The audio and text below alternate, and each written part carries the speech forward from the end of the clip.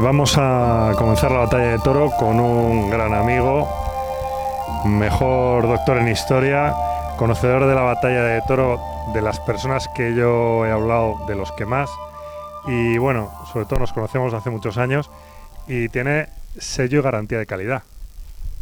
Es de Teruel. Teruel existe, o sea, hay que meterlo porque es verdad. Ya habéis visto, está repoblando Teruel él solo, tiene 3 hijos y de mientras tanto, ¿cuántas publicaciones? Libros 55. Nada menos. Le da tiempo a investigar, le da tiempo a venir a Covarrubias a dedicarnos su tiempo, que es muy valioso, y es la persona que está dando valor y capitaneando la potencia turística de Teruel como, vamos a decir, referente de los castillos aragoneses. Aparte de esta exposición que tenemos, os sonará si habéis estado en Buitrago de Lozoya, en Peracense, en el Museo del Ejército de Toledo ha habido alguna máquina de las que están aquí. Y bueno, el museo, el Puente de Piedra es ya otro expositor de tus máquinas ya habitual en Zaragoza, para los que conozcáis Zaragoza. No me voy a entretener mucho más en las virtudes de Rubén, que son muchas y no tendría tiempo para explicarlas, pero sobre todo yo creo que hoy de verdad vais a poder disfrutar de una explicación de esa gran batalla, la de Toro, que va a marcar un punto de inflexión en lo que será la historia de Castilla. Y bueno, siendo de Teruel, tiene un gran cariño a nuestra historia, con lo cual, bueno, pues es bastante de agradecer que venga sobre todo a contar nuestra historia un aragonés, ¿verdad? Os dejo en sus manos, Rubén, tu público. Hola, buenas tardes. Muchas gracias a todos por su asistencia. Agradecer sus palabras a Millán. La verdad es que nos conocemos ya desde hace muchos años y creo que habla más desde el cariño que desde la objetividad. Como bien ha dicho, voy a hablar de la batalla de Toro, que fue la batalla que cambió España. Pero más que centrarme en el enfrentamiento en sí, sobre todo voy a hablar de sus causas y sus consecuencias, porque las batallas, para poder entenderlas, hay que entenderlas en su contexto. Voy a sentarme para que puedan ir viendo la presentación que he colocado. Decir, en primer lugar, que la situación en la península ibérica durante el siglo XV era muy compleja. Su territorio estaba ocupado por 5 estados con acusadas diferencias. Por un lado tenemos al Reino de Portugal, que ya había alcanzado sus límites territoriales en 1238 y que sus únicas opciones expansivas eran o pasaban por Castilla y el Atlántico. Luego encontramos la Corona de Aragón, que estaba compuesta inicialmente por Aragón y Cataluña, inicialmente por Aragón, luego por Cataluña. Esto hay que explicarlo bien, y sobre todo los que somos aragoneses ahí tenemos un pequeño conflicto con nuestros amigos de la parte oriental. En el siglo XIII se le incorporaron por conquista Valencia y Mallorca, y sus opciones de expansión también pasaban por el Reino de Castilla, con quien mantuvo interminables conflictos fronterizos, como por ejemplo la Guerra de los Dos Pedros, pero sin embargo muy pronto centró su expansión por el Mediterráneo, apoderándose de Sicilia y Cerdeña y Grecia en el siglo XIV y del Reino de Nápoles en el siglo XV. Luego encontramos la Corona de Castilla. A causa de su rápida expansión por el Valle del Guadalquivir y el Estrecho de Gibraltar, muy pronto apareció una poderosa nobleza de carácter feudal, situación que también se vio agravada pues por la ascensión al trono de la dinastía bastarda de los Trastámara. Y esto obligó a enajenar buena parte del patrimonio real para asegurarse los apoyos necesarios para poder reinar. Luego encontramos arriba el Reino de Navarra, que quedó acotado y copado entre Aragón, Castilla y Francia, y no tenía ninguna posibilidad de expansión. Y por último el Reino de Granada, que era el último de los estados musulmanes europeos, que había ido perdiendo extensión desde el siglo XIII pues, a manos de Castilla. La presencia de tantos reinos provocó pues, que hubiera un intervencionismo mutuo, sobre todo a nivel matrimonial.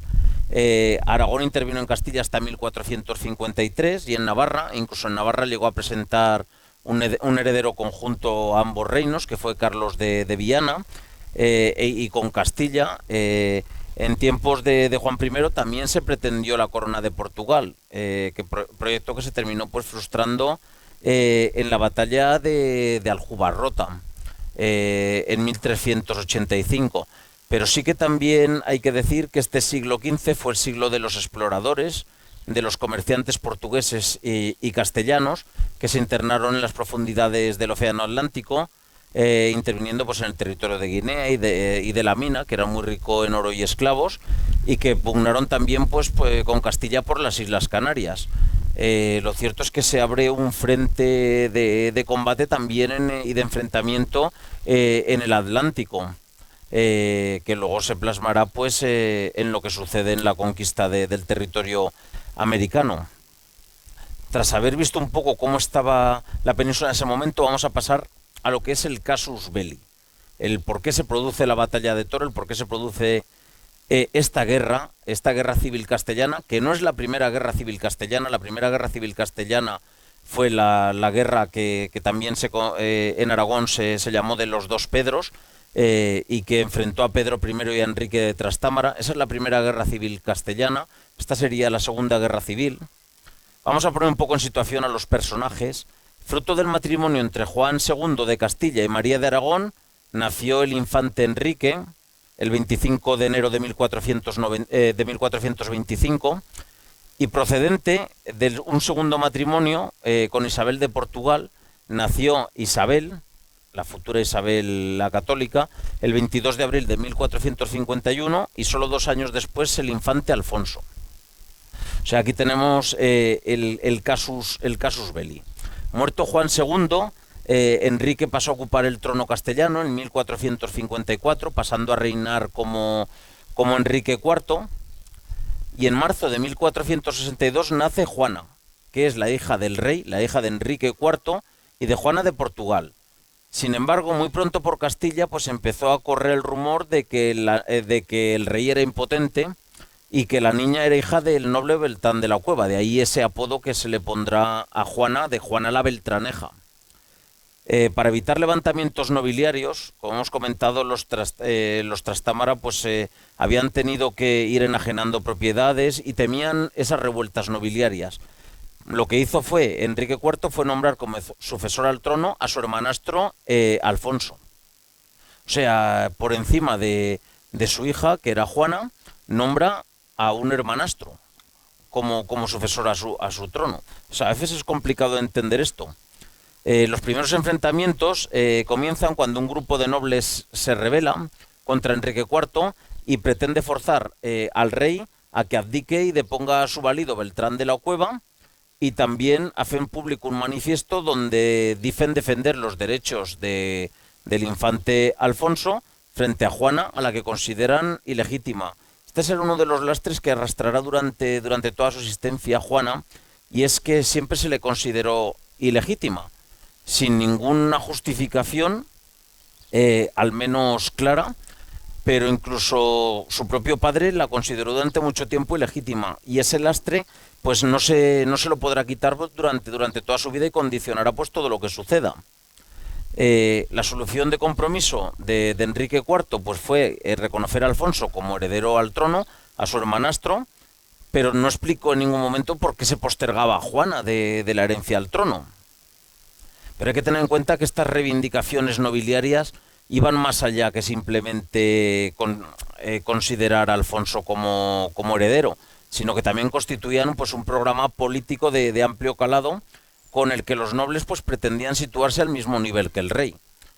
Claro, el monarca castellano Enrique IV estaba dispuesto pues a transigir con el tema de Alfonso, pero no a transigir con que los nobles se situaran al mismo nivel que él.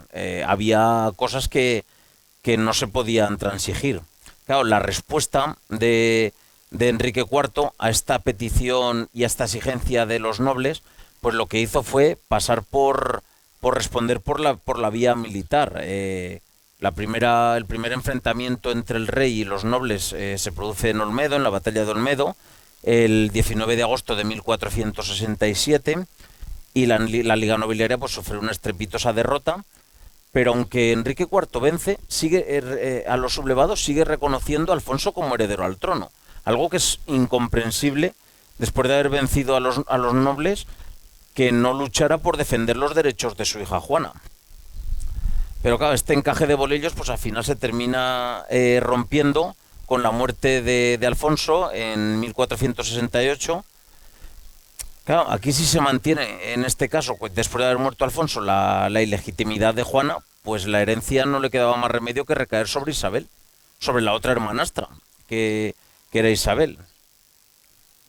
Para Enrique IV, pues la negociación en igualdad de condiciones, pues con su hermanastra suponía negar abiertamente por la legitimidad de su hija, con el objeto de generar una posición de fuerza. Lo que hizo Enrique IV fue llamar a su esposa Juana a la corte, pero Juana, que volvía a estar embarazada, lo que hizo fue escaparse, irse a Cuéllar bajo la protección de Beltrán de la Cueva, y esto sí que pues ya era intolerable, porque el rey había vuelto a ser humillado. Claro, de Juana se decía que era legítima, pero claro, que el rey llame a su esposa a la corte y que huya con Beltrán de la Cueva, pues ya blanco y en botella. O sea, ya no había mucho más que decir. Si alguien dudaba de la legitimidad, pues ese asunto pues ya generó pues todas las dudas. Claro, la situación de inestabilidad que se empezaba a vivir dentro de Castilla, pues obligó a una solución de, de continuidad pues con Enrique IV e Isabel, intentando llegar a un acuerdo porque verdaderamente no había otra opción.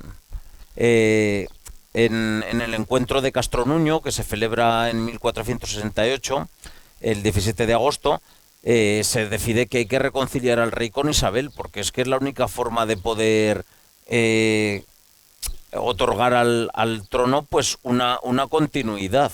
Como he dicho, los Trastámara estaban muy preocupados por esa legitimidad, y aquí pues volvía a estar en tela de juicio.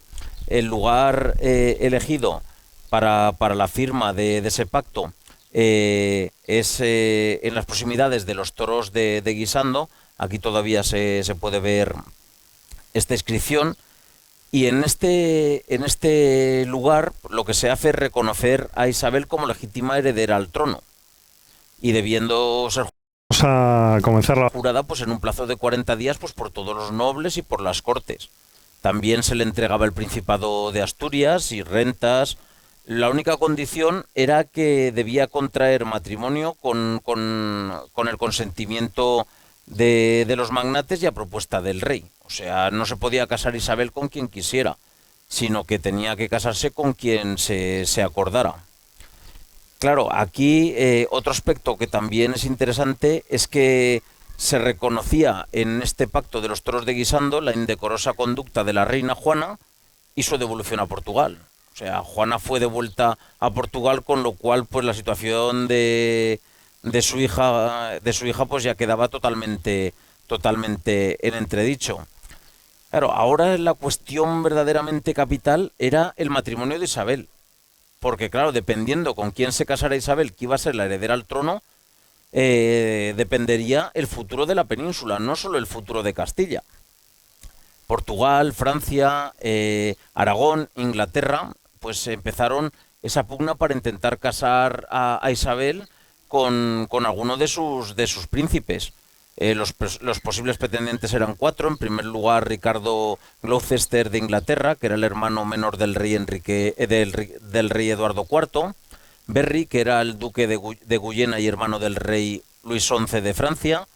Luego encontramos a Alfonso V de Portugal y al infante Fernando de Aragón, el hijo de Juan II de Aragón.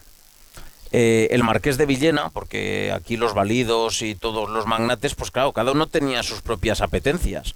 Por ejemplo, el marqués de Villena intentó casar a Isabel con Alfonso V, y también pretendía casar a Juana con Juan, el hijo del rey de Portugal.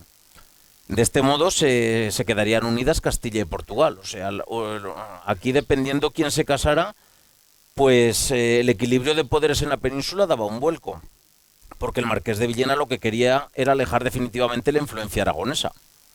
Pero Isabel se negó a aceptar ese matrimonio. También intentó Enrique IV casarla con el duque de Guyena, hermano del monarca francés. Ahí lo que pretendía Enrique IV era generar una maniobra de pinza entre Castilla y Francia para coger en medio a Aragón. Aquí el convidado que no quería a nadie era Aragón. O sea, ya fuera uniéndose con Portugal o con Francia, pero para hacer pinza contra Aragón. Claro, hay que tener en cuenta que Francia, pues la enemistad y el odio que tenía hacia Aragón era considerable, sobre todo pues por todo lo que había sucedido con la conquista del Reino de Nápoles y enfrentamientos que luego se perpetuarán con el Gran Capitán en Nápoles y en Milán y en todo el norte de Italia. O sea, y Castilla pues también quería alejar Aragón de esa influencia que pudiera tener en Castilla. Pero, por ejemplo, el arzobispo Carrillo sí que quería que se casara pues con Fernando de Aragón. O sea, aquí cada noble intentaba buscar ese equilibrio que más le pudiera favorecer. Enrique IV quería alejar a Isabel a toda costa de la península. Intentaba casarla con cualquier noble para alejarla de la península. Pero hay que tener en cuenta que en secreto ya se habían firmado las capitulaciones matrimoniales entre Isabel y Fernando. O sea, una era la vía diplomática legal, por así decirlo, pero por debajo mano sí que se estaba haciendo trabajos de fontanería y se estaban llevando a cabo negociaciones al más alto nivel, incluso ya se habían llegado a firmar esas capitulaciones. Pronto enseguida surgirían desavenencias entre Enrique IV y la princesa Isabel, pues porque no fue jurada en las Cortes como tenía que haber sido jurada. Isabel sí que se benefició pues de la partida de Enrique IV y del Marqués de Villena rumbo a Andalucía para una serie de asuntos internos, y lo que hizo fue aprovechar para escapar de donde se encontraba, a escapar de Ocaña para refugiarse en Arévalo, y desde allí lo que hizo fue enviar emisarios a Zaragoza para solicitar que Fernando pues fuera a Castilla, rápidamente aprovechando que Enrique IV pues estaba en Andalucía. Claro, el monarca castellano ya se olía algo, o sea, no esto, con lo cual había desplegado patrullas por toda la frontera con Aragón para evitar pues que pudiera suceder lo que terminó sucediendo. Tras recibir esas noticias, lo que hizo Fernando fue partir hacia el norte, simulando que iba hacia el norte para despistar a los espías castellanos en rumbo a Cataluña, pero luego volvió sobre sus pasos y con solo 4 hombres y vestido como siervo, pues cruzaron la frontera hasta que entró en Castilla, y ahí ya se puso sus mejores galas, y una vez que había burlado ya a los espías castellanos que estaban en la frontera, el primer encuentro de los prometidos se produjo el 14 de octubre. Isabel enseguida le comunicó a su hermano Enrique pues que había venido Fernando, le juraban fidelidad los dos, y le solicitaban pues el consentimiento para contraer matrimonio.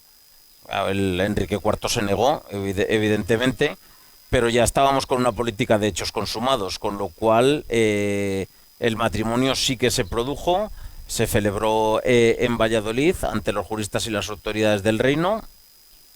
Claro, el que se hubiera casado contraviniendo lo acordado en Guisando, pues hacía que se rompiera pues todos los equilibrios de poderes que se habían acordado. Por muchas promesas que le hicieran Isabel y Fernando a Enrique IV, que su matrimonio pues cumplía con lo acordado y que le juraban fidelidad, pues esto ya no tenía vuelta atrás. Claro, el Marqués de Villena trató de restablecer la legitimidad de Juana como heredera, pero claro, después de todo lo que había sucedido, devolverle la legitimidad, después de haber mandado a su madre a Portugal y todo lo que había sucedido, pues la verdad es que no había mucho margen. La situación de Fernando e Isabel en esos momentos pues es bastante precaria, porque la mayoría de las ciudades castellanas se han alineado en ese momento pues con Enrique IV. Por otro lado, también se seguía intentando casar ahora a Juana con el duque de Guyena. Por eso se le apremiaba a Luis XI que enviara una comisión para poder acordar ese matrimonio. En julio los emisarios franceses sí que piden la mano oficialmente de Juana para el duque de Guyena, y todos estos acuerdos y todo este cambio de equilibrios se plasman en lo que se llama las disposiciones de Val de Lozoya. En este acuerdo que se vuelve a celebrar, lo que se hace es que Isabel vuelve a ser desheredada y Juana es reconocida como heredera, pero claro, lo que hemos dicho, la legitimidad de Juana ya no tiene vuelta atrás, ya no se puede recuperar después de todo lo sucedido, con lo cual es muy complicado. El duque de Guyena sí que se casa con Juana, pero luego se enfada con su hermano Luis XI de Francia, renuncia a la sucesión castellana, se lía con María de Borgoña y muere en la primavera del año 1472. O sea que Juana, con tan solo 10 años, ya se ha quedado viuda. La verdad es que es un encaje de bolillos complicado. Isabel y Fernando sí que mantuvieron una actitud de prudencia después de lo sucedido en Valdelozoya, porque sabían que mientras Enrique IV viviera, pues Isabel no podía reinar. De ahí que siguiera insistiendo pues en su fidelidad al monarca. Pero poco a poco la situación de los príncipes de Isabel y de Fernando pues empieza a mejorar, porque claro, empiezan a ser vistos como los únicos capaces de reinar, porque después de lo sucedido son los únicos que parecen empezar a tener cierta legitimidad. También empiezan en el plano internacional pues a ser reconocidos en Inglaterra, en Bretaña, en Borgoña, en Nápoles y sobre todo pues la Santa Sede. Claro, la legitimidad de Juana no se conseguía afianzar. Estoy insistiendo en esto, pero es que es importante. Y todavía se ve más perjudicada cuando la reina Juana vuelve a alumbrar a otro bastardo. Claro, todavía va a peor. Y estos son los motivos que conducen a Enrique IV pues, a recibir a Isabel en Segovia el 28 de diciembre de 1473 y a reconciliarse con ella, porque es que no tenía otra solución ya. Enrique IV muere el 12 de diciembre de 1474 sin haber dejado testamento y deja 6 testamentarios que tienen que ser los que tienen que decidir. De ellos, el cardenal Mendoza, el condestable Velasco, el maestre Diego Pacheco y el marqués de Santillana se ponen de parte de Isabel y el duque de Arévalo y Pacheco, conde de Benavente, pues se inclinan por el lado de Juana. Claro, tan pronto Isabel se entera que su hermanastro ha muerto, pues se autoproclama reina el día 13 de diciembre. Fernando regresa rápidamente a Castilla y también es coronado rey el 2 de enero de 1475. Muy poco a poco pues se van creando esos dos partidos antagónicos que serán los que se enfrenten en la guerra. Hay que tener en cuenta que algunos de los grandes, algunos de los nobles del reino, de los que tenían mayor poder, pues temían perder parte de sus privilegios, porque la política que planteaban los reyes católicos era muy diferente a la que se podía plantear en el caso del partido contrario. Claro, quienes se habían mostrado más fieles a Enrique IV, pues ahora también se alinean con Isabel, porque es quien representa verdaderamente la legitimidad monárquica.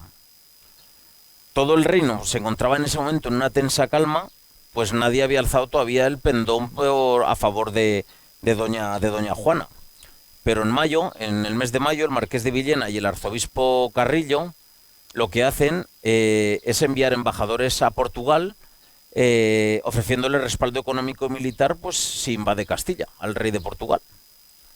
El monarca portugués Alfonso V pues vio en la sucesión castellana pues una oportunidad para poder unir en su persona pues tanto las coronas de Portugal y Castilla, mostrándose dispuesto pues a casarse incluso con su sobrina Juana. Desde Lisboa empezó a reunir tropas y empezó a hacer los preparativos militares. Dejó al infante Juan al frente del gobierno portugués y aquí encontramos creados pues prácticamente los dos bloques que se mantendrán hasta el final de la guerra, aunque hay ciudades y nobles que van cambiando de bando, pero más o menos los bloques son estos dos que voy a comentar. En torno a Juana la Beltraneja pues se reunió toda la alta nobleza que buscaba una monarquía débil, que estuviera controlada por ellos, salvo algunos de los linajes de los Mendoza y de los Manrique de Lara. El resto sí que se alineó con Juana. También Galicia y Asturias, las villas fronterizas con Portugal, Luego encontramos los territorios del Marqués de Villena, en Extremadura y Andalucía, el Duque de Arévalo, el Marqués de Cádiz, que contaban con importantes extensiones en Andalucía, el Arzobispo Carrillo, y en el plano internacional con quien cuentan es con Luis con Luis XI de Francia. A favor de Isabel, pues se alinea la baja nobleza, hidalgos, ciudades, que sí que son los que desean una monarquía fuerte que ponga coto pues a los desmanes de muchos de los nobles. Se adhieren a ellos ciudades como Ávila, Sepúlveda, Valladolid, Tordesillas, Segovia. También hay nobles que apoyan el bando de Isabel y Fernando, como el cardenal Mendoza, el condestable Pedro Fernández, el almirante Alonso Enríquez, el conde de Benavente, y con ligera posterioridad pues lo hace también Diego Hurtado de Mendoza, el marqués de Santillana, los condes de Alba y Liste, el duque de Alba. E internacionalmente por los reyes católicos con quien cuentan es con la corona de Aragón y con Borgoña. ¿Cómo comienza la guerra? Pues la guerra comienza pues con una invasión por parte de Portugal. Alfonso V reúne un ejército, se especula pues que estaría compuesto por entre 3.600 y 5.000 jinetes y de 10.000 a 15.000 peones, y acompañado por un tren de artillería pesada. Como respuesta a esta invasión, pues Isabel declara la guerra, pero el monarca portugués debía tener sus dudas, porque tras entrar en territorio castellano, vuelve otra vez a Portugal. Hasta que no está convencido de los apoyos con los que cuenta verdaderamente en Castilla, no vuelve a entrar otra vez en Castilla. Claro, hay que pensar que a estos contingentes de tropas portuguesas, pues también se le suman las que pueden alinear todos los magnates castellanos, que la verdad es que las cifras son significativas. El marqués de Villena podía alinear 3.000 jinetes, el arzobispo de Toledo 2.000, el maestre de Calatrava otros 2.000, el duque de Arévalo 2.000, el marqués de Cádiz 1.500, o sea, tenían ejércitos verdaderamente muy potentes. El duque de Sevilla otros 2.000, Alfonso de Aguilar 600, el conde de Feria 400. O sea, hay muchos nobles que pueden movilizar 300 jinetes, 200, 400 y que apoyan a Juana. Quizás el principal lastre que arrastraban sus partidarios era su dispersión a lo largo del espacio, porque todos estos nobles tienen muy concentradas sus dominios en Andalucía, otros en Extremadura, otros en determinados puntos de Castilla, con lo cual sí que pueden movilizar tropas, pero uno de los lastres que tendrá la alianza portuguesa con Juana es que esas tropas terminan quedando inmovilizadas en sus territorios, porque al igual que esos nobles tienen tropas, los partidarios de Isabel y Fernando también tienen tropas en esas mismas zonas, con lo cual no pueden desplegar esas tropas y concentrarlas con el ejército portugués, desamparando sus propios territorios. Con lo cual, ese será uno de los errores. También, otro de los errores de esta primera fase inicial de la guerra es que Alfonso V se despliega con el ejército portugués en la frontera castellano-portuguesa, en lugar de hacer caso a lo que planteaban los magnates castellanos, que estos planteaban pues que se encaminara hacia Madrid, o sobre todo Andalucía, porque salvo Sevilla, allí los magnates adictos a la causa de Juana pues controlaban pues Carmona, Écija, Jerez, Córdoba, controlaban muchas ciudades, con lo cual ahí hubiera contado con unos apoyos importantes. Los magnates castellanos planteaban que se reuniera todo el contingente en la frontera andaluza y avanzara desde el sur hacia el norte, algo que Alfonso V de Portugal pues no se planteó en ningún momento. Sí que el 29 de mayo Alfonso V y Juana son proclamados reyes de Castilla en Plasencia, con lo cual ahí tenemos dos parejas de reyes. Por un lado, reyes de Castilla, encontramos a Isabel y Fernando, pero al mismo tiempo también Alfonso V y Juana han sido declarados reyes. Y al final quien gane la guerra será quien termine reinando. Isabel se encamina hacia Tordesillas, donde se instala la base de operaciones de esta primera fase de la guerra, pero pero Fernando intuye muy bien el plan de ataque portugués. Hay que tener en cuenta que Fernando ya estaba curtido en la guerra, o sea, no es un novato, aunque es muy joven, pero no es un novato. Ha participado con su padre en numerosas campañas militares. Hay que tener en cuenta que Aragón nunca había estado sin conflictos militares durante las últimas décadas, con lo cual todos los miembros de la Casa Real estaban bastante curtidos. Los que eran legítimos y también los que eran bastardos. En algunos casos incluso más los que eran bastardos. Luego veremos a otro que también participó en la guerra castellana. Claro, el plan de Alfonso V pasaba por dirigirse hacia Burgos, establecer su base en Arévalo, dirigirse después hacia Burgos, donde se habían alzado la ciudad, había alzado los pendones a favor de Juana, bueno, la ciudad, no el castillo, y lo que pretendía es, acercándose hasta Burgos, pretendía unirse con las tropas que mandara el rey de Francia. O sea, esto es un clásico que ya también se produjo en la primera guerra civil castellana, con Pedro I y Enrique de Trastámara. La verdad es que Burgos es un punto estratégico clave. ¿Por qué? Pues porque con una entrada de tropas francesas desde el norte, por el norte, es muy fácil poder enlazar con cualquier contingente que se encuentre en la zona norte de Castilla, en Burgos. Claro, Fernando vio muy claramente la jugada. Hay que tener en cuenta que Alfonso V se esperaba también que contar con más apoyos en Castilla. Como hemos dicho, habían conseguido el resto de magnates y de ciudades fieles a Isabel inmovilizar a todos los partidarios de Juana, pues en diferentes lugares de la península, con lo cual se habían quedado bloqueados.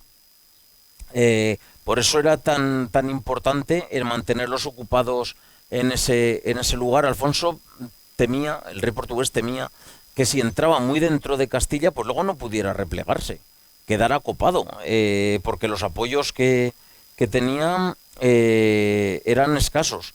De ahí que transformara sus planes iniciales y lo que hiciera fuera intentar asegurar la frontera con la plaza de Toro como principal base estratégica. El corregidor Juan de Ulloa le entregó esta villa al monarca portugués y inmediatamente pues comenzó a batir el castillo pues para apoderarse también del castillo. Como respuesta a estos movimientos, Fernando reunió sus fuerzas en Tordesillas. Desde Vizcaya pues le llegaron 500 ballesteros. También desde Asturias, que fue un importante apoyo, le llegaron 20.000 hombres al mando del marqués de Asturias y del conde de Luna. Buena parte de los infantes durante la campaña serán asturianos. Es curioso este apoyo tan decidido y resultarán claves pues para poder crear ese ejército de maniobra. Pero Fernando no estaba dispuesto a que el enemigo llevara la iniciativa. Tan pronto reúne un ejército, se encamina hacia Toro, o sea, hacia donde está el rey portugués, para tratar de levantar el asedio de su castillo o forzar al enemigo a presentar batalla. O sea, Fernando planteaba la guerra como una guerra corta. Intentar ir a por el ejército portugués y combatirlo y derrotarlo. O sea, se planteaba como una guerra corta porque no interesaba una guerra larga. Sobre todo en estos momentos iniciales en los que estaban intentando asentarse en el trono. La verdad es que consigue aproximarse hasta Toro, pero cuando ya está a punto de aproximarse a Toro, pues le comunican que se ha perdido la plaza de Zamora. Claro, la plaza de Zamora resultaba fundamental de cara al avituallamiento logístico del ejército castellano en las operaciones sobre Toro. Al mismo tiempo, las guarniciones que eran fieles a Juana, que las de Castronuño, Cubillas, Villalonso de la Mota, Tiedra, también podían cortar los suministros de su ejército. Con lo cual, tan solo 4 días después de salir de Tordesillas, llega a Toro, pero Alfonso V rehuye el combate, o sea, no está dispuesto a salir a combatir. Ahora no saldrá a combatir, pero curiosamente luego la batalla de Toro se volverá a producir en Toro. O sea, ahora rehúsa el combate, pero luego la batalla se producirá en Toro, pero también hay que decir que porque no le quedó más remedio, que tampoco quería combatir. El portugués había invadido Castilla, pero la verdad es que sus ganas de combatir eran escasas, porque se le presentaron varias ocasiones y en todas ellas rehuyó el combate. Pero claro, Fernando carece de artillería, los avituallamientos pueden estar comprometidos, con lo cual decide levantar el asedio, porque no tiene sentido enfrascarse en un asedio sin artillería pesada y sin tampoco tener el avituallamiento garantizado. Claro, ¿qué sucede? Pues que una vez que se ha fracasado al intentar conseguir obligar al enemigo a combatir, pues hay que prepararse para una guerra larga, una guerra de desgaste y una larga con múltiples frentes. Porque claro, este frente es el principal, que es el del Bajo Duero, pero también hay combates en Andalucía, en Extremadura, en Galicia, en los territorios del Marqués de Villena, en las tierras de la Orden de Calatrava, porque aquí también las órdenes militares pues tomarán partido por los dos bandos en litigio. Clave en esta fase de la campaña se antoja la conquista del castillo de Burgos. Con este fin, Fernando solicita a su padre, Juan II, el envío de Alfonso de Aragón. Alfonso de Aragón es un bastardo real. En Aragón, no sé si en Castilla sucedía lo mismo, pero los reyes aragoneses tenían multitud de bastardos. Pero, a diferencia de lo que sucedía a lo mejor aquí en Castilla, que muchos no podían colocarse, en Aragón los colocaban y además los reyes presumían de sus bastardos. O sea, pero los colocaban bien, de arzobispos, o sea, no, estaban bien colocados. Y reclama el envío de Alfonso de Aragón, que es un especialista en poliorcética, es un especialista en guerra de asedio, o sea, el bastardo real conoce el funcionamiento de la guerra de asedio, de máquinas, de técnicas, y será determinante.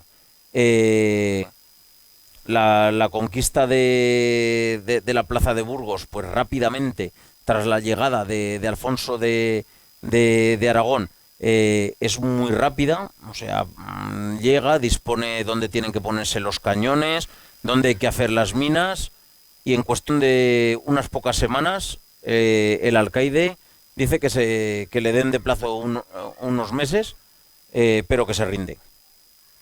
Gracias a todo lo que ha provocado. Claro, hay que decir también, por otro lado, que Alfonso V no podía permitirse que cayera el castillo de Burgos. ¿Por qué? Pues porque eso iba en detrimento de la moral de sus tropas, pero luego también de su prestigio en Castilla. Hasta ese momento era muy poco lo que había hecho. Y si dejaba abandonados algunos de los magnates, como los Estúñiga, que estaban en Burgos, si los dejaba abandonados a su suerte, pues seguramente otros muchos magnates pues cambiarían de bando, porque no los había ayudado en su momento. Aquí tenemos algunas de esas piezas de artillería. Una como esta la pueden ver allí. Luego, si se acercan, se ve desde aquí, encima del muro. Es muy similar a esta. Claro, Alfonso V decide encaminarse hacia Burgos para intentar levantar el asedio. Pero cuando llega a Peñafiel, la fuerza expedicionaria se da cuenta de que Isabel se les ha anticipado y que ha cortado la ruta a la altura de Palencia. Porque otro aspecto a señalar es que, a diferencia de lo que sucede con Juana, Isabel sí que toma parte en las campañas militares y dirige tropas.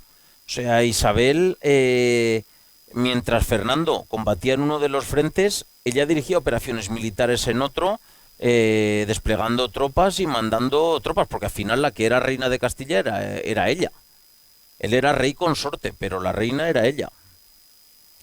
Eh, es curioso, como he dicho, gracias al Alfonso de Aragón, pues y a sus medidas, rápidamente se produce esa capitulación de la ciudad de Burgos, de la plaza de Burgos, sobre todo de su castillo. También parece que es posible que las tropas de Fernando entren en Zamora, por lo que este parte hacia Valladolid. El 4 de diciembre, una parte de la guarnición de Zamora se rebela contra los portugueses y alza el pendón de Isabel, y al día siguiente pues llega ya Fernando. Allí sí que decir que la guarnición portuguesa se había hecho fuerte en el castillo, pero que la conquista de Zamora pues es un éxito. Rápidamente comienza el asedio del castillo de Zamora también. Claro, tras la rendición del castillo de Burgos, como hemos dicho, Alfonso V empieza a perder apoyos. Rodrigo Girón y Villena solicitan reconciliarse con los reyes. Leonor Pimentel, que es la esposa de Álvaro de Estúñiga, también pidió abrir negociaciones. Los hijos de Pacheco. Únicamente la condesa de Medellín se mantiene leal a Juana, lo que hace que se prolongue el conflicto todavía en el frente de Extremadura y de Andalucía también. Claro, con la llegada de la primavera, pues se espera una nueva ofensiva portuguesa que contrarrestará estos últimos avances logrados por Isabel y Fernando. Pero claro, esa ofensiva pasaba por que acudiera el infante Juan de Portugal a Castilla, pues con contingentes de refuerzo, porque las tropas portuguesas de Alfonso V estaban muy desgastadas y resultaban insuficientes. El infante Juan acude con 2.500 soldados de caballería y con 15.000 infantes, pero hasta ese momento Alfonso V se mantiene encerrado en Toro, o sea, había rehuido todo tipo de combate, había intentado socorrer, como hemos dicho, Burgos, pero se había vuelto sin presentar batalla.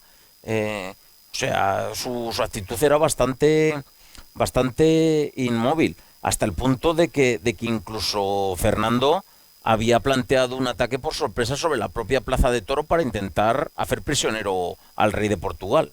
Lo que pasa es que se perdió la sorpresa y no lo consiguió. Aún así se formó a su ejército delante de la plaza de Toro otra vez, pero Alfonso V no quiso salir de nuevo. O sea, llamaba a la puerta: ¿estás, Alfonso? No, aquí no hay nadie. O sea, verdaderamente Alfonso tenía miedo de presentar batalla a las tropas de Fernando, porque, a ver, al final Fernando ya tenía un nombre como estratega, y el rey portugués tenía miedo, o sea, había más a perder que a ganar. Claro, ya con la llegada de Juan de Portugal, del infante Juan, pues ya se ve con suficientes fuerzas como para poder decidirse a salir. Lanza algunos ataques contra algunas fortificaciones próximas. Por ejemplo, ataca Madrigal, de donde es rechazado. Luego se va a Medina del Campo. Pero claro, en Medina del Campo las tropas se encuentran con que está por allí Alfonso de Aragón, el bastardo real que hemos comentado. Y cuando supo que se aproximaban las tropas portuguesas, sacó 700 jinetes escogidos que barrieron a la caballería de vanguardia del ejército portugués, y ya fueron suficientes para que el rey de Portugal se volviera otra vez. O sea, no estaba muy por la labor de combatir. Y se dirigió el ejército portugués hacia Zamora, que en Zamora es donde se encontraba Fernando, que se encontraba sitiando la guarnición del castillo. O sea, Fernando quedó cogido entre la guarnición del castillo, que era portuguesa, y el ejército portugués, que se quedó en los arrabales extramuros para intentar dejar copado a Fernando con su ejército. Allí estuvo durante 10 días o 12.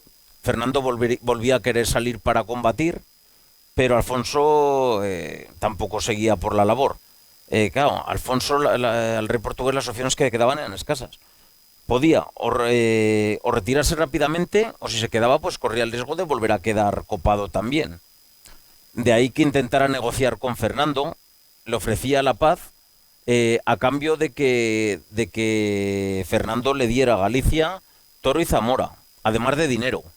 Que bueno, Isabel sí que estaba dispuesta a pagar algo para quitarse de encima al portugués y que abandonara sus pretensiones, pero pues desde luego a enajenar territorios castellanos no. O sea, eso por descontado. Claro, tras fracasar este último intento de negociación, como veis, el rey portugués intentaba lo que fuera para no pelear. O sea, que me den dinero o me escondo. Claro, Alfonso V, una vez que ha fracasado su intento de negociación, pues lo que hace es irse de Zamora en dirección a Toro, pero todo lo deprisa que se puede. O sea, todo lo deprisa que se puede. E incluso cortó el puente que había sobre el río para que no lo pudieran perseguir muy deprisa.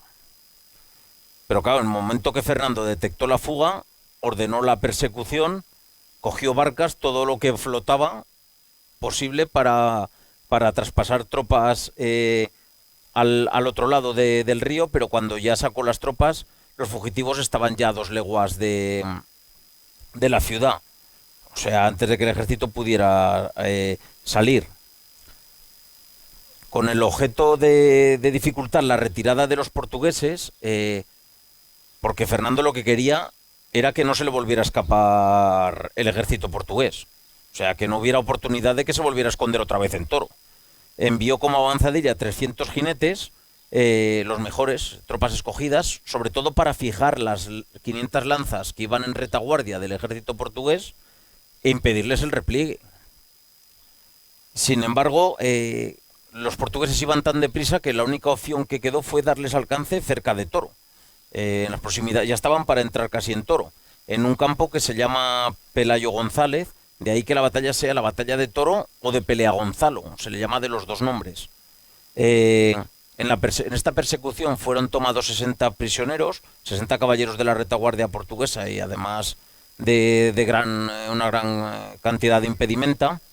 Pero claro, ahí Alfonso V tenía un problema, y es que le resultaba imposible entrar en la ciudad de Toro de forma ordenada. O sea, no podían entrar sus tropas, con lo cual no le quedó más remedio que dar la vuelta a sus tropas y presentar batalla. Allí se le sumaron pues ya al rey portugués las tropas del duque de Guimaraes, de los condes de Villarreal y de Pruela, el hijo de Juan de Ulloa y también pues toda la guarnición de Toro. Claro, aquí los dos monarcas tenían sus dudas de presentar batalla. Primero Alfonso V porque temía romper su formación para entrar dentro de Toro. O sea, para entrar dentro de Toro tenía que romper líneas. Pero Fernando también tenía sus dudas. Lo primero, pues porque el día ya estaba bastante avanzado. Era tarde. Pero también se unía el mal tiempo y sobre todo el cansancio de las tropas. Luego le faltaban muchísimos de sus peones. ¿Por qué le faltaban tantos peones? Pues porque no habían podido correr tan deprisa como la caballería. O sea, había llegado la caballería a enlazar con los portugueses, pero los peones que iban andando no. Le faltaban muchos portugueses. Y luego también carecía de artillería. Tampoco había dado tiempo a que con el ejército se fuera un contingente de artillería. Y luego la situación estratégica también era importante, porque los portugueses, si eran derrotados, se podían esconder en Toro, podían encontrar refugio en Toro. Pero si él era derrotado, no tenía dónde ir. O sea, no había opción de retirada posible. Pero sin embargo, y a pesar de todo eso, Fernando decidió dar batalla porque no quería perder la oportunidad. No quería que le volviera a pasar lo que le había pasado, de que siempre se le escapaba. La batalla de Toro, en cuanto a nivel estratégico, pues es muy similar a todas las batallas medievales. Las tropas portuguesas formaron en 3 cuerpos.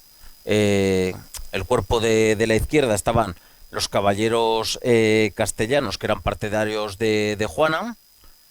Luego, en el centro se encontraban las tropas del Alfonso V en persona, o sea, con el rey en persona, las tropas de su casa y de la corte. y la derecha estaba formada pues por las tropas del infante Juan y las del obispo de Évora. En este sector sí que había algunas piezas de artillería, porque los portugueses en esta batalla sí que utilizaron piezas de artillería, y en las posiciones más avanzadas se dispusieron los que llevaban cerbatanas y espingardas, que son el antecedente de los mosquetes. Son armas portátiles de fuego. El ejército del rey Fernando también adoptó esa disposición muy similar, con 3 cuerpos de ejército. El central también iba conducido por el rey en persona, que era lo habitual. A la izquierda se dispusieron tropas de variada procedencia a las órdenes de Álvaro de Mendoza, y el ala derecha, que era el sector más fuerte, estaba con las tropas escogidas del cardenal Mendoza y del duque de Alba. Como he dicho, los castellanos no disponían de piezas de artillería. Sí que se desconocen muchos de los pormenores del enfrentamiento, aunque se sabe la formación de combate, y hay también diferentes versiones de los hechos. La batalla debió comenzar entre las 6 y las 7 de la tarde. Es tarde para una batalla. Las batallas normalmente comenzaban por la mañana, porque sobre todo hay que pensar que estamos en un momento del año que también la visibilidad es limitada. No es como ahora en julio o en agosto, que la luz aguanta bastante. En ese momento las horas de sol y de luz eran escasas. La batalla comenzó con un ataque castellano por las tropas de Álvaro de Luna, con el ala izquierda castellana, que cargó contra las tropas del príncipe Juan. Sí que le resultó muy fácil a las tropas portuguesas repeler el ataque, pues sobre todo porque contaban con fuego de fusilería, de cerbatanas y de espingardas. El combate sí que fue especialmente intenso en el sector central y en el derecho. Incluso la cota del cardenal Mendoza llegó a ser atravesada por una lanza, pero sí que el fuego de las espingardas pues de momento consiguió mantener a raya a los atacantes. Ya empezaba a oscurecer y el mal tiempo dificultaba la visión, pero poco a poco se fueron imponiendo la veteranía de las tropas castellanas, que comenzaron a barrer al ala izquierda portuguesa, que empezó a huir. En el centro también se seguía combatiendo, pero también los portugueses empezaban a ceder posiciones, y lo que sucedió en ese momento es que el sector derecho castellano cargó de flanco contra el centro portugués, que se desintegró literalmente. En medio de la retirada del alférez portugués, Duarte perdió un brazo, luego perdió el otro, incluso tuvo que llegar a asir con los dientes la enseña portuguesa para tratar de evitar que cayera en manos de Fernando. No lo pudo impedir y fue capturado el estandarte real. Y lo que hicieron en ese momento crítico ya los nobles portugueses fue obligar a Alfonso V a que escapara hacia Castronuño, mientras el resto escapaban hacia Toro. La verdad es que la visión ya debía ser bastante limitada. Se desconoce qué es lo que pasó con el príncipe Juan en esta fase del enfrentamiento, porque si bien había conseguido detener a las tropas castellanas en primera instancia, pero luego no se sabe qué sucedió en la batalla. Incluso se especula que incluso permaneció inactivo, deseando que fueran derrotados algunos de sus enemigos de la corte. O sea, es raro.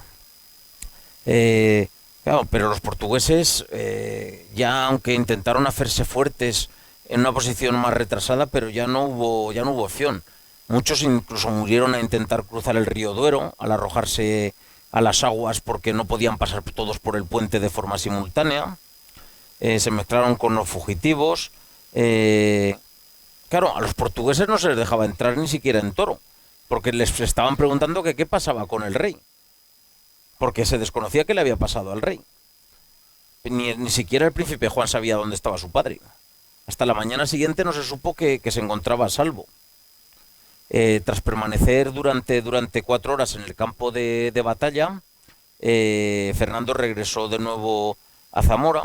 Es curioso porque Hay que decir que esta batalla, desde el punto de vista militar, pues fue casi un empate técnico, aunque los portugueses huyeron, pero no fue tan resolutiva y ocasionó tantas bajas como para que fuera una batalla decisiva.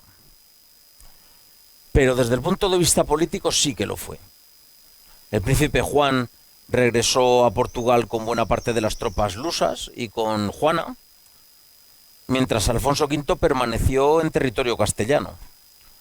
Claro, lo que sucedió es que muchos de los nobles que habían apoyado la causa de Juana y del rey de Portugal, pues tras esta batalla, aunque había sido un empate, como he dicho, lo cierto es que empezaron a querer reconciliarse con Isabel y con Fernando. Resulta curioso como una batalla que apenas tuvo trascendencia en el campo militar, porque las bajas no fueron considerables, rompieron filas, sí que hubo muchas más bajas en el campo portugués, pero no suficientes como para decidir la guerra.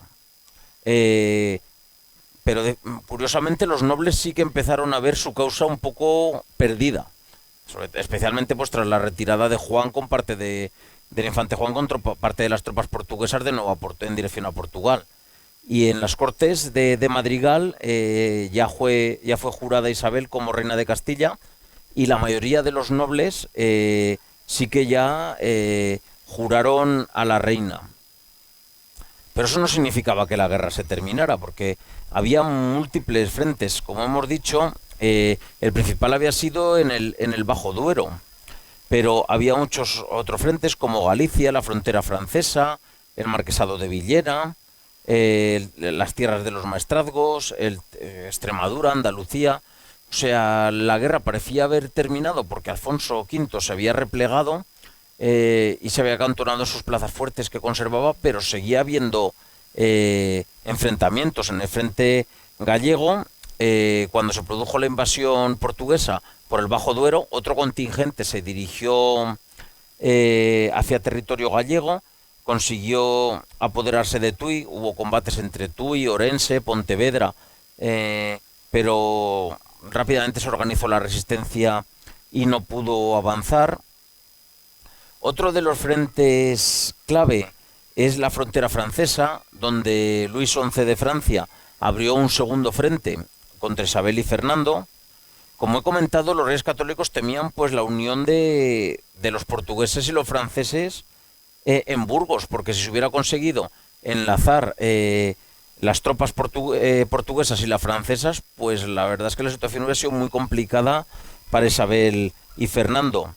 La primera ofensiva que lanzó Luis XI consiguió ser detenida por tropas escogidas de vizcaínos y guipuzcoanos.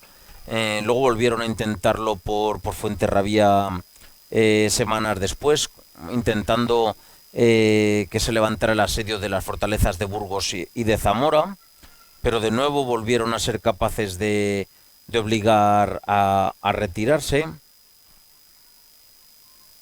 También en la frontera portuguesa, el marqués de Calatrava llevó a cabo una operación contra Alegrete, ya en territorio portugués.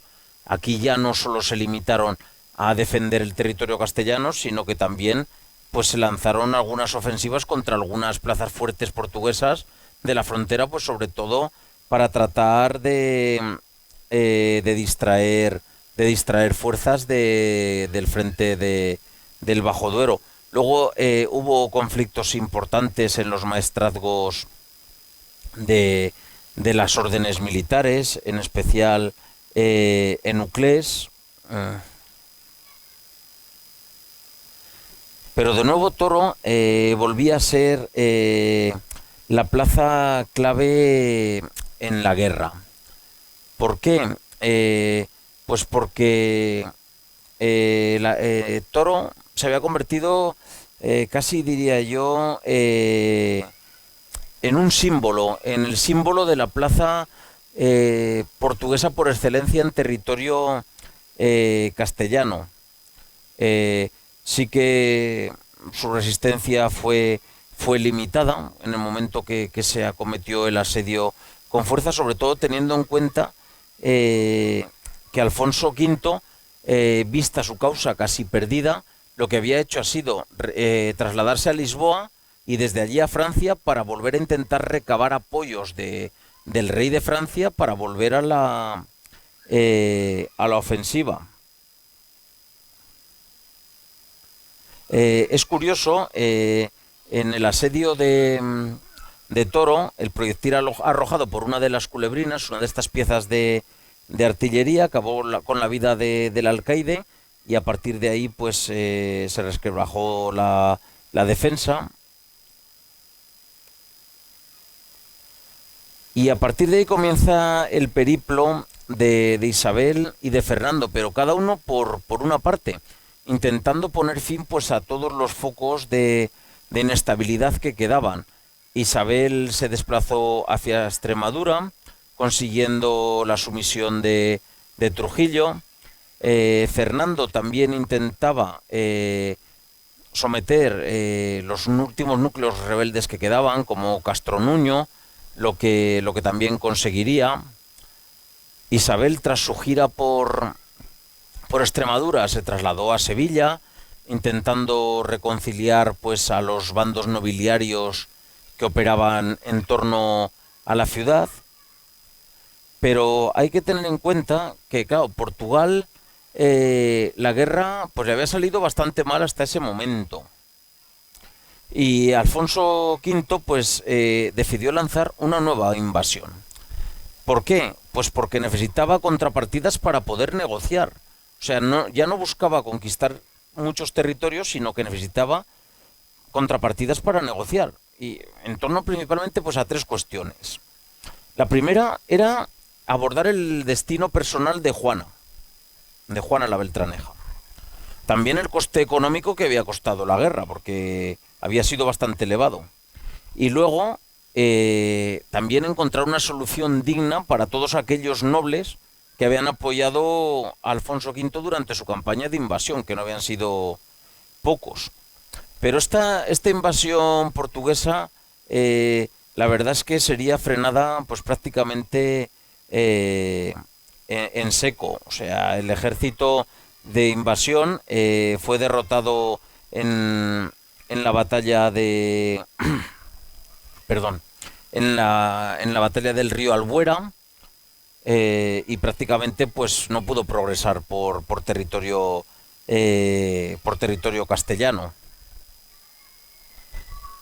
Tras este último intento, no tardaría en llegar una propuesta de paz a Castilla de la mano de Beatriz, duquesa de Braganza, que se entrevistó con Isabel, y las dos llegaron pues a un principio de acuerdos. Hubo unas primeras vistas en Alcántara, y en ellas quedaron fijados pues los 4 temas principales a negociar.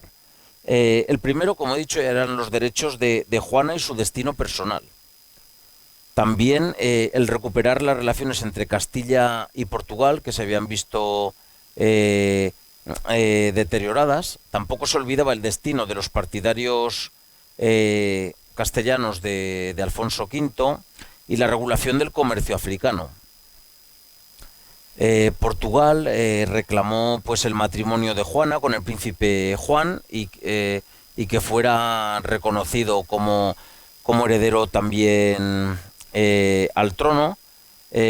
También se pretendía casar a la primogénita de los reyes castellanos con Alfonso, el sucesor del heredero portugués. Lo cierto es que se intentó hacer un encaje de bolillos vía matrimonial. Pero claro, uno de los asuntos más espinosos era el reconocimiento de los derechos de Juana. Desde Castilla se exigía que hasta su matrimonio con el príncipe Juan pues fuese custodiada. En el resto de cuestiones, las posiciones castellanas eran un poco más flexibles, pero en relación a Juana, pues la verdad es que no. Parte de esta solución se encontró en mayo de 1479, cuando Juana hizo público su deseo de ingresar en un monasterio. Claro, en su decisión debieron pesar pues diferentes presiones por parte del heredero portugués, que veía en Juana pues un obstáculo hacia la paz. Y el tratado que puso fin a la guerra se firmó en Alcasovas, el 4 de septiembre, y los acuerdos eran ratificados por el rey de Portugal el 8 de ese mismo mes y por los reyes católicos el 6 de marzo de 1480. Claro, el tratado de Alcasovas al final es un conjunto de cuatro tratados. Por el primero de ellos se restablecía la paz entre ambos reinos, renovando las paces de Almeirín, cuyo articulado pues transcribe íntegramente, aunque sí que lo actualiza. Por otro lado, el segundo de los tratados resolvía el destino de Juana, aunque solo tenía aplicación en el caso de que abandonara el monasterio durante el año de noviciado. En ese caso tendría que contraer matrimonio con el heredero castellano. El tercero de los tratados regulaba el matrimonio de Alfonso e Isabel, y la enorme dote de la novia, que ascendía a 100.000 doblas, pues suponía para Portugal pues una indemnización de guerra. Y en el caso de que falleciera alguno de ellos, pues quedaba estipulado el compromiso mutuo de que se casaran con la siguiente persona en la línea sucesoria.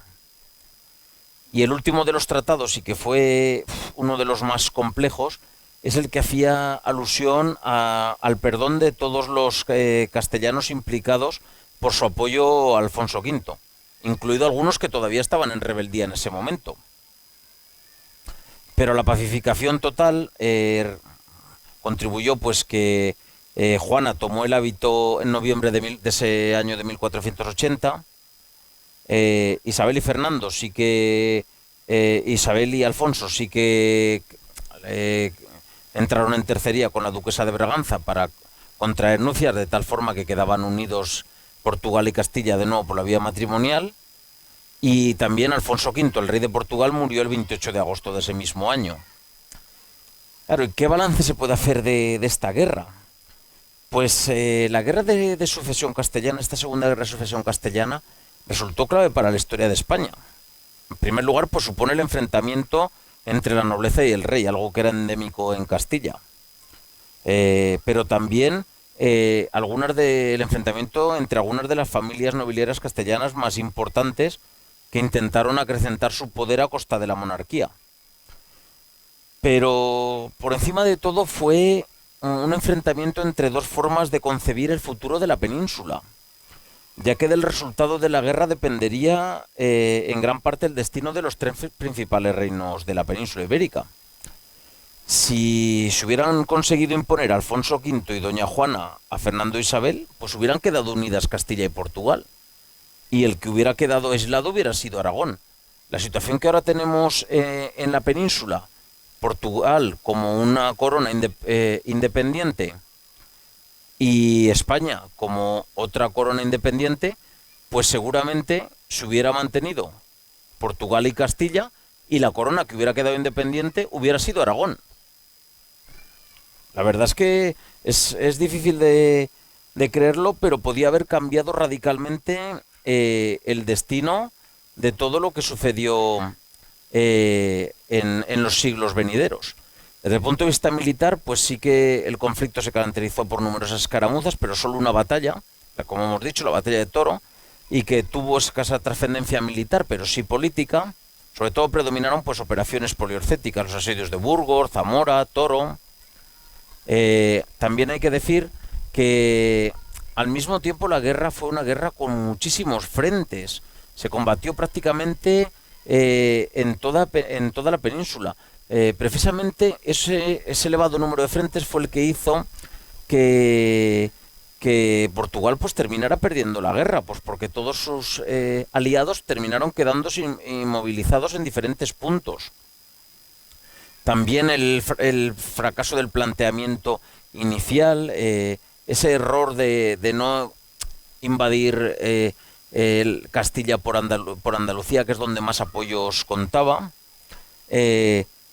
Rápidamente, tras haber entrado en Castilla, pues perdió sus apoyos y perdió la iniciativa militar, y en ese momento ya solo era cuestión de tiempo que tarde o temprano, pues rápidamente, pues una tras otra fueran cayendo las diferentes plazas.